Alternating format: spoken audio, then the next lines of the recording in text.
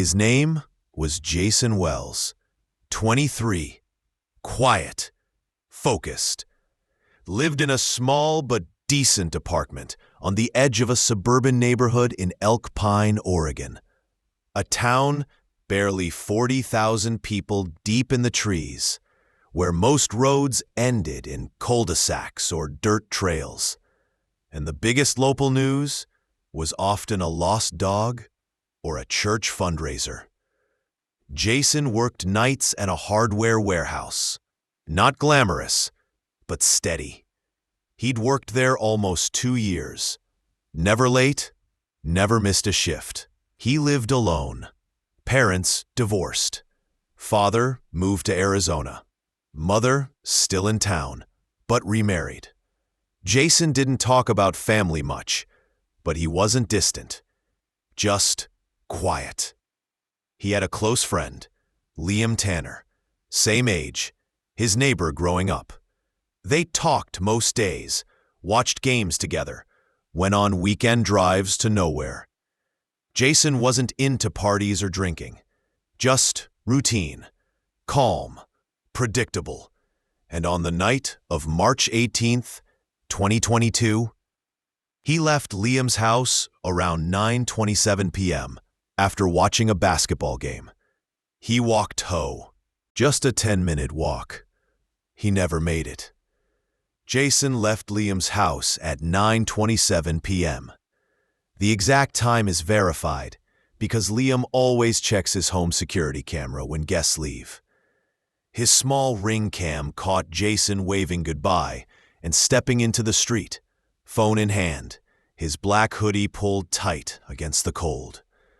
He took the usual route, up Westline Street, a quiet neighborhood road, then a left onto Dale Creek Drive, which cuts through a wooded area for 3 blocks before hitting a wide parking lot that backs onto Jason's apartment complex.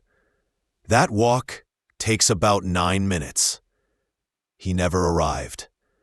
At first, no one noticed. Liam assumed he got home. Jason wasn't a guy who texted "made it" or shared random updates. He kept to himself. The next morning, his shift started at 7 a.m. He didn't show. Not just late. Didn't call. Didn't respond. Unheard of. By 8:15, the warehouse manager, who'd worked with Jason for nearly 2 years, called his phone twice. No answer. Then he called Liam, the emergency contact. Liam texted. No response. Called again. Still nothing. So he drove to Jason's apartment. The door was locked. Blinds closed. Mail still in the box from the day before. Liam knocked. No answer. He drove to the police station by 10:45 a.m. and filed a missing persons report. The first 24 hours, they said, are wait and see. But Liam knew something was wrong. The police began canvassing the route Jason would have taken home. Westline Street is lined with homes, most of them with porches, fences, and a few doorbell cams. But Dale Creek Drive? It's almost pitch dark at night.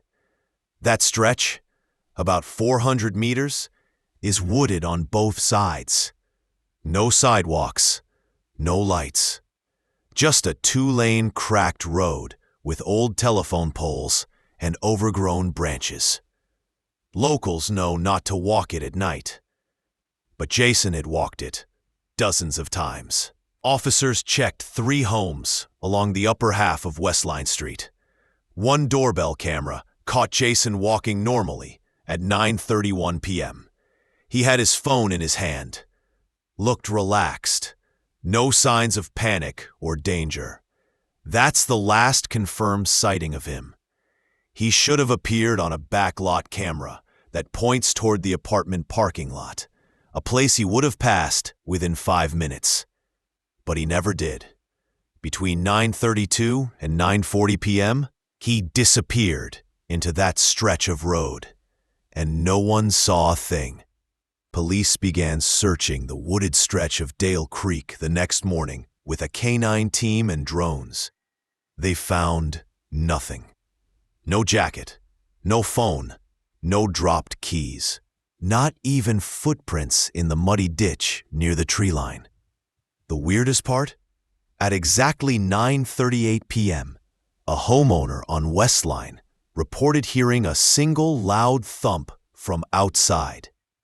They assumed it was trash falling over or a branch hitting the street. But when they reviewed their camera, nothing. Just a passing car, a dark sedan, at 9:37:49 p.m. That car never returned, and no one's ever come forward. Jason's mother, Angela, hadn't spoken to him since the prior Sunday. They were distant, just not close. She remarried 6 years ago and lives 15 minutes out of town. But she told police something strange. On March 14th, 4 days before he vanished, Jason called her out of nowhere, said something like, "Have you ever felt like something's just off?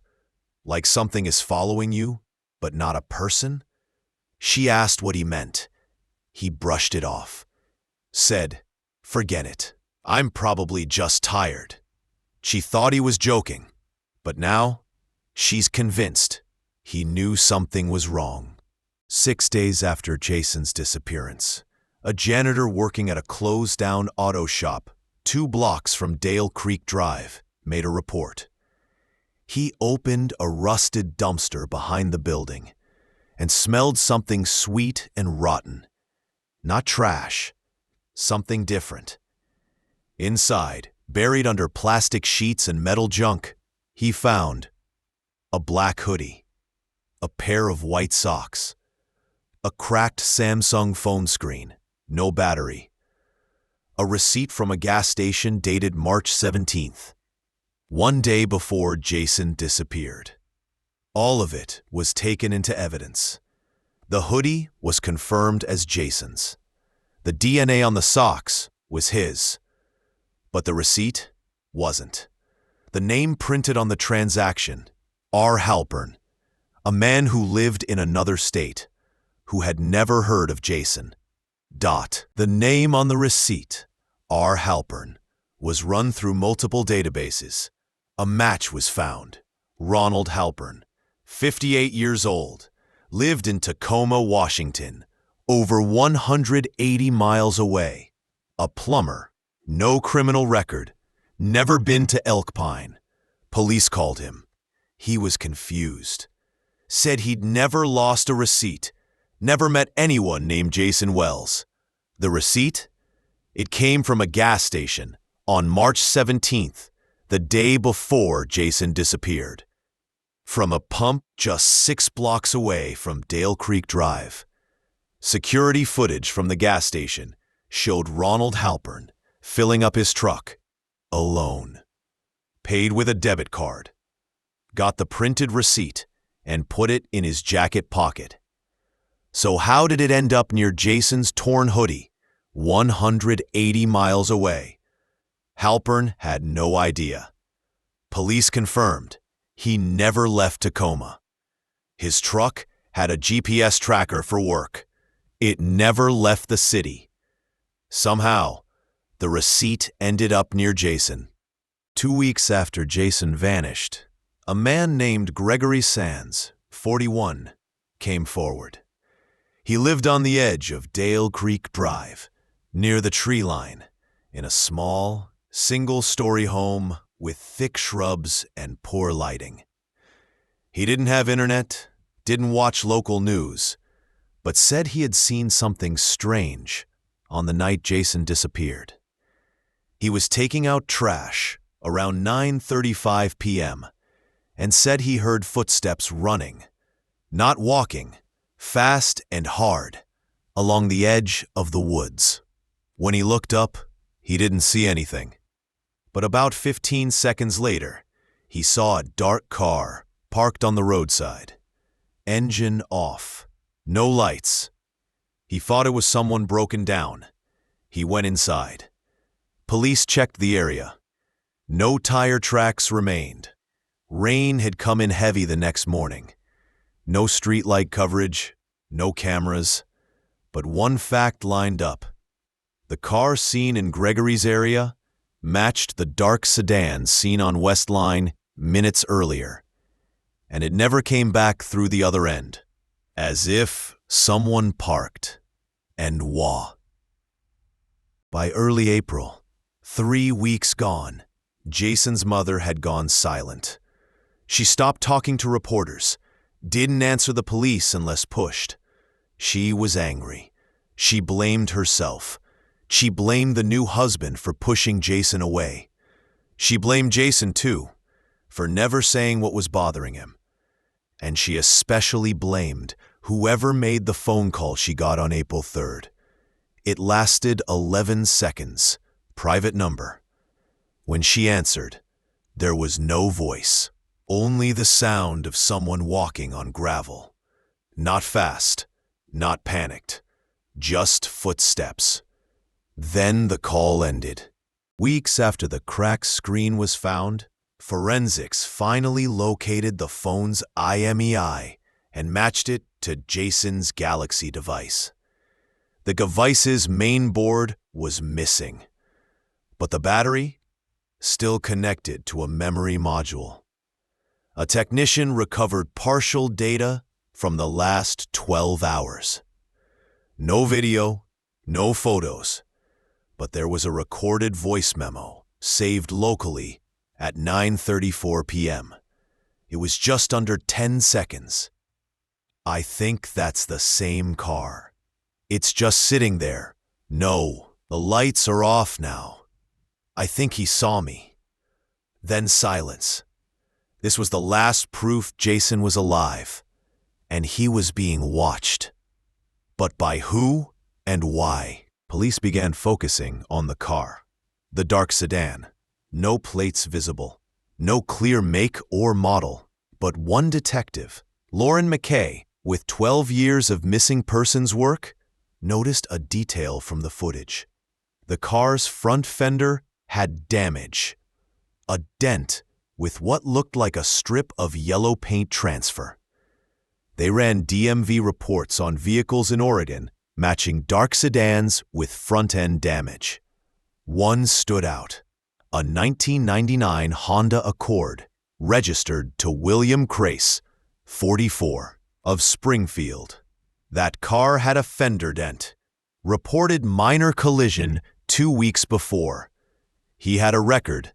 Nothing violent, just petty theft, and a stalking complaint 5 years earlier. When police knocked on his door, he wasn't home. But in the garage, that same car, and a faint smear of blood on the passenger seatbelt. When detectives returned to William Crace's house with a warrant, they went through everything. He wasn't home. Neighbors said they hadn't seen him since early that morning. But his car, the black 1999 Accord, was still in the garage. Blood was found on the seatbelt. Forensics confirmed it was Jason Wells' blood. They entered the house. It was a mess. Old furniture, food wrappers, a busted TV, piles of unopened mail. The kind of neglect that doesn't happen overnight. It felt like Crace had been living alone for years, but not just alone. Off. In the hallway, under a rug, officers found something odd. A metal latch screwed into the floorboards. It opened a trap door. A narrow wooden staircase led into a basement. There was no light. The stench hit first, like mildew, dust, and old plastic.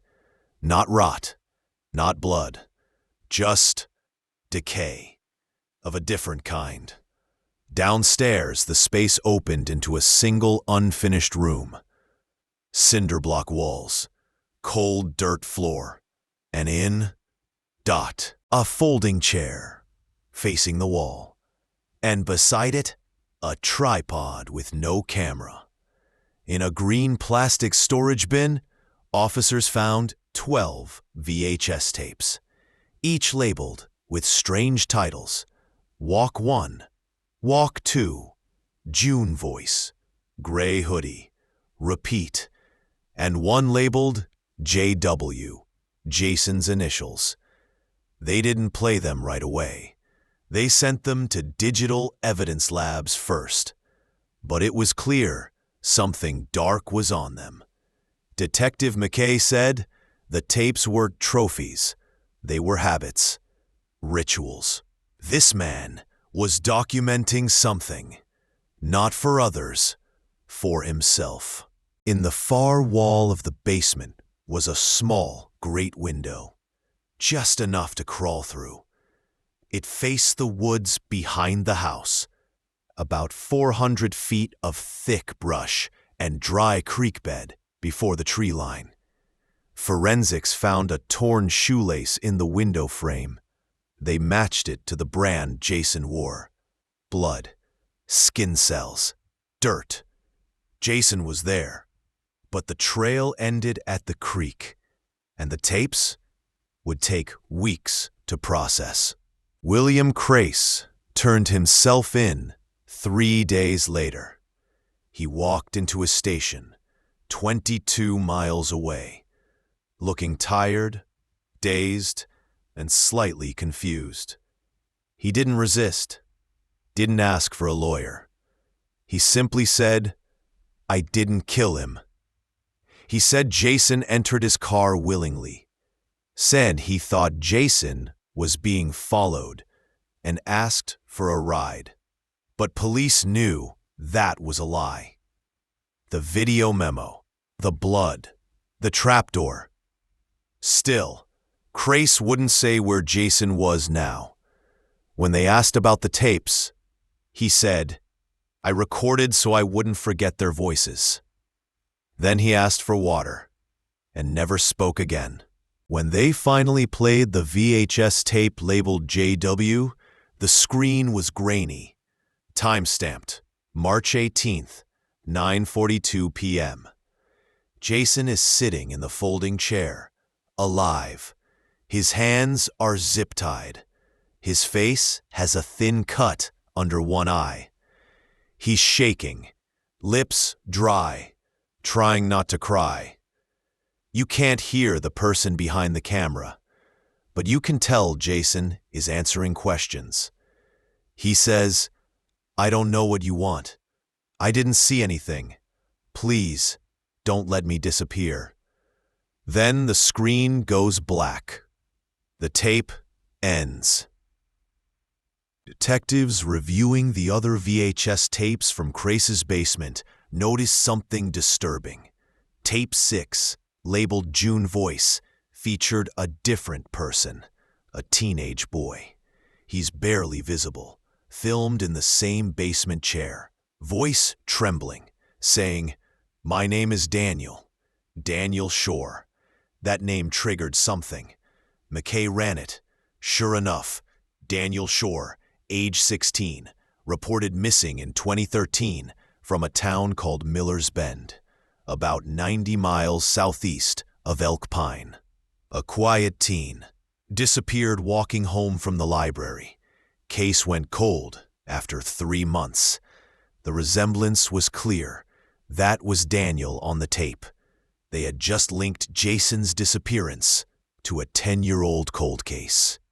Now the case exploded. Media caught wind of the link. Basement Tapes Killer began trending. But William Crace still wouldn't speak. Psychologists said he wasn't psychotic. He was organized, methodical. What disturbed them most wasn't that he filmed his victims. It's that he never killed on impulse. He waited, planned, documented, but there was still no body. No Jason. The blood in the car? Not enough to be fatal. The window trail? Still empty. And Crace refused to answer one key question. Is Jason alive? On May 9th, 7 weeks after Jason vanished, something happened. His Google account reactivated. His Gmail was accessed from an IP registered in Salem, Oregon. 70 miles west. Police traced the location. A public library terminal. Surveillance showed a hooded male, about Jason's build, wearing sunglasses and a COVID mask.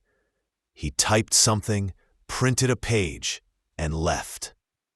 Security caught the license plate of the car he entered. It was a rental, rented under the name K. Warner. That name was fake. The address, a real location, but an abandoned farmhouse. Inside the rental car, found a day later, a printed missing poster of Jason Wells, folded in half, and a note scribbled on the back. "I'm not who I was." He made sure of that. They released the photo publicly. Asked if anyone recognized the man in Salem. Hundreds called in. Many thought it was Jason. Some were sure of it. But the video quality was low. His mother was shown the footage. She stared for several minutes, then whispered, "It's his walk, but it's not how he walks." When asked to explain, she said, "He always had a slight bounce in his step. Always. But that walk, it's heavy. Like his bones forgot how to move." The chilling question remained. Did Jason survive and escape? Or is someone pretending to be him?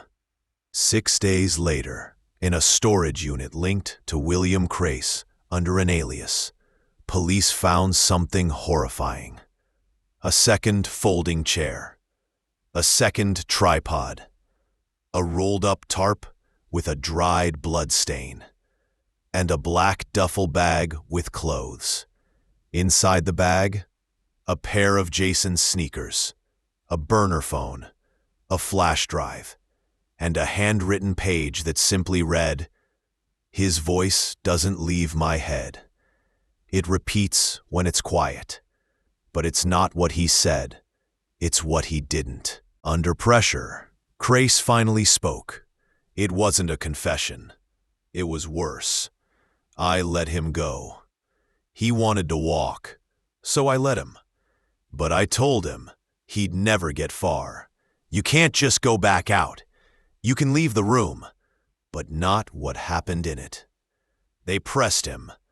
"Where did you let him go?" Crace smiled. "Where no one listens." He was declared fit for trial. But Jason still hadn't been found. On June 4th, nearly 3 months after Jason's disappearance, a tip came in. A volunteer at a halfway house in Corvallis, Oregon, about 80 miles from Elk Pine, said a man had come in 2 nights ago, barefoot, dirty, and clearly traumatized.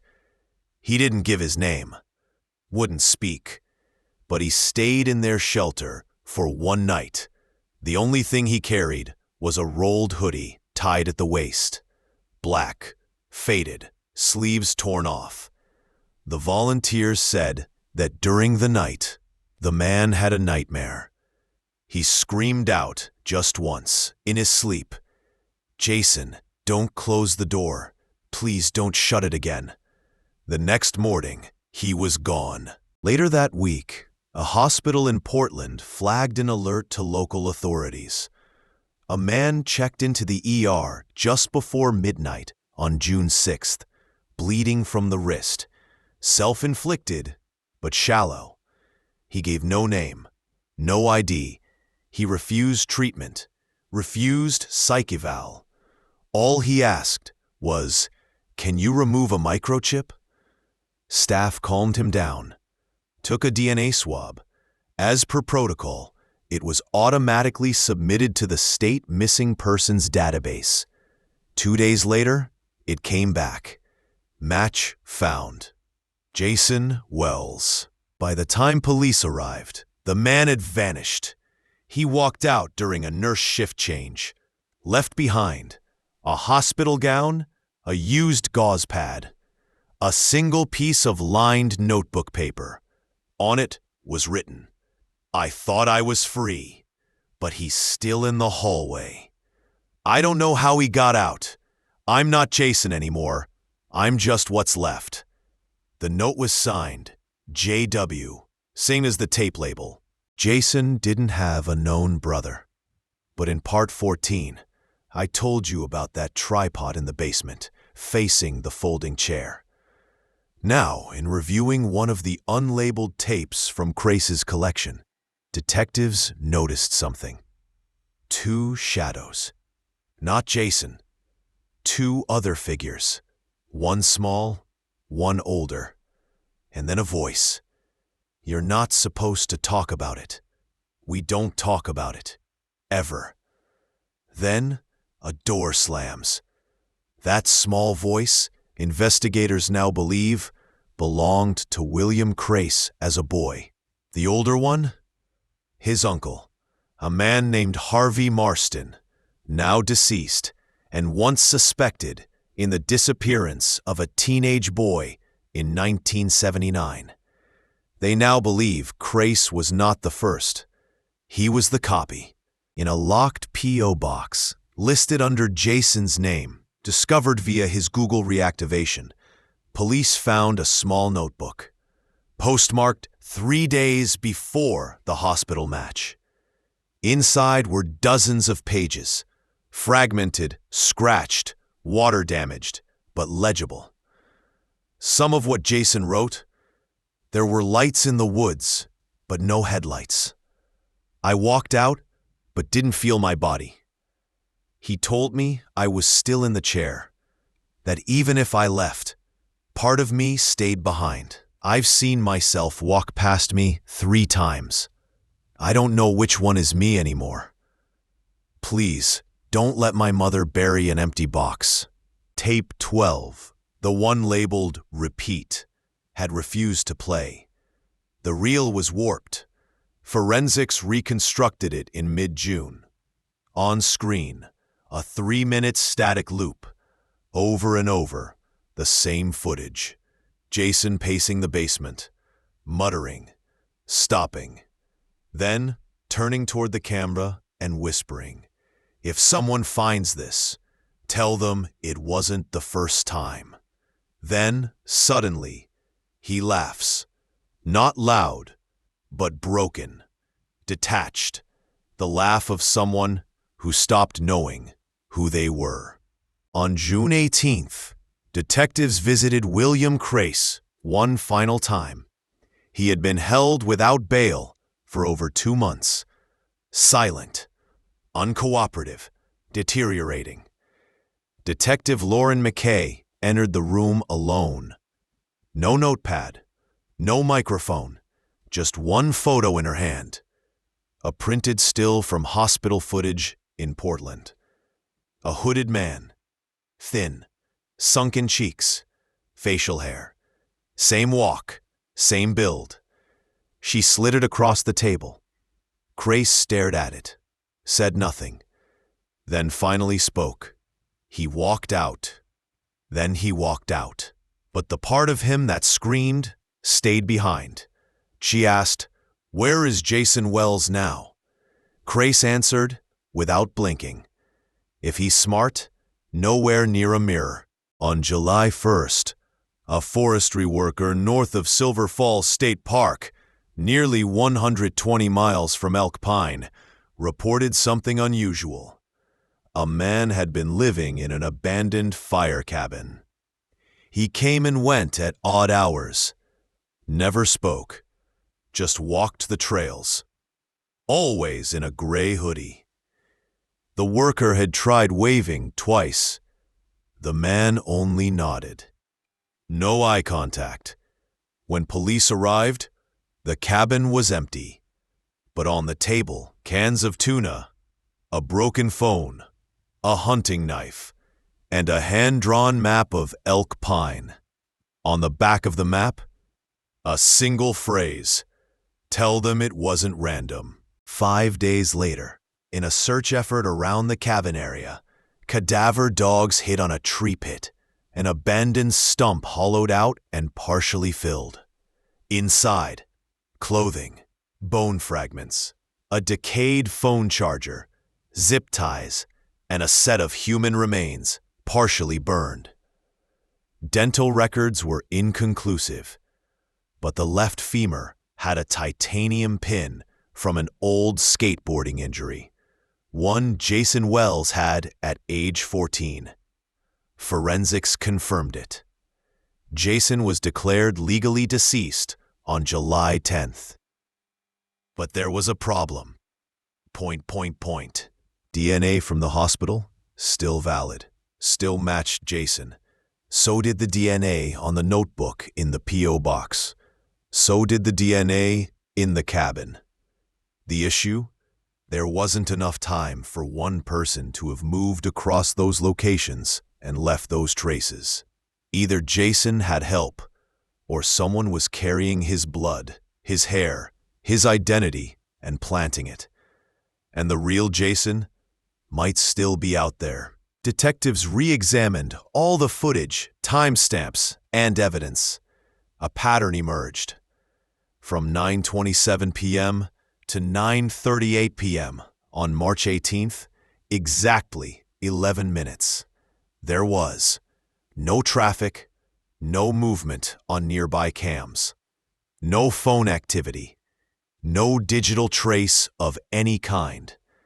It's as if that 11-minute window was erased, like he dropped out of reality or memory. His phone began recording again at 9:38 p.m., as if something restarted, and the voice memo said, "He saw me." Who was he? Crace? Someone else? A second person has never been identified. Jason's body was buried without ceremony, per his mother's request. No media, no press. The gravestone simply reads, Jason Wells, 1998 to 2022. You deserve to make it home. But people still report sightings. In Walla Walla, Washington, a man matching Jason's description sat silently on a park bench for hours. In Sandy, Oregon, a woman swears she saw him walking into a convenience store, looked right at her, but through her. And in August 2022, someone logged into Jason's email, just once, typed a draft. I was not the last one, just the one who remembered. It was never sent. 6 months after Jason vanished, the final recovered footage came from an old mini DV tape found in a shoebox in Crace's storage shed. The footage was timestamped March 18th, 9:42 p.m. Jason is seen standing in the basement, not tied, not crying. He's staring at the camera, silent. Then, slowly, he begins to speak. If someone finds this, I'm not going to scream. That's what he wants. I'm going to hold on to my name. I want to remember how I sounded before I became. Whatever this is, he looks into the lens. Don't forget I existed. Then the tape ends. Jason Wells disappeared on March 18th, 2022. His body was never fully recovered. His killer never confessed, and the evidence left behind has only deepened the mystery. Was Jason killed, or did part of him walk away? Some believe Jason survived, broken, changed, but breathing. Others believe Crace had more victims, more storage units, more tapes, still unrecovered. But everyone agrees on one thing. He never came home.